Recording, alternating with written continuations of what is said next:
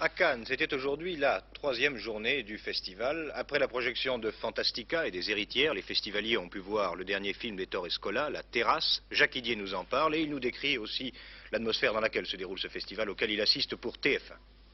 Comment vous dire? J'ai déjà vu de très beaux films à ce festival de Cannes, mais si je ne les avais pas vus, que me manquerait-il? Peut-être un sourire par-ci, une larme par-là, presque rien. C'est déjà un petit peu fané dans une armoire de la mémoire. Et puis à Cannes, ce sentiment de déjà-vu est renforcé par l'ambiance, le cinéma de la Croisette, l'exhibitionnisme gratuit et triste et charmant de la plage. Et pourtant, je vous assure que je n'aime pas beaucoup cette phrase, ce vers désabusé. La chair est triste, hélas, et j'ai lu tous les livres. C'est pourtant un petit peu ce que répète le film que nous avons vu, La Terrasse, d'Ettore Scola.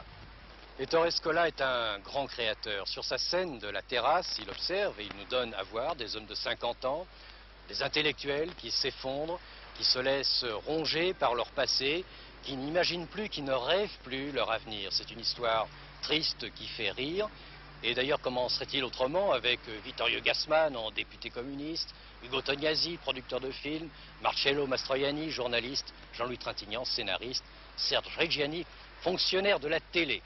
Quelle distribution et quel dialogue, drôle, fin, plein de ces phrases que l'on aurait aimé dire quand on a l'esprit d'escalier. Film pourtant bien long et qui amuse et qui fera réfléchir avec complaisance tous ceux qui sur toutes les terrasses du monde dissertent interminablement sur la fin de notre civilisation. Ettore Scola. Le distributeur français veut que je vous dise qu'il s'agit d'un film très amusant où on rit jusqu'à la fin. Alors je vous l'ai dit, c'est un film très amusant où on rit jusqu'à la fin. Voilà, le festival a donc commencé doucement, mais déjà mercredi, ce sera le retour de Kurosawa. Vendredi, The Big Red One, du grand Samuel Fuller.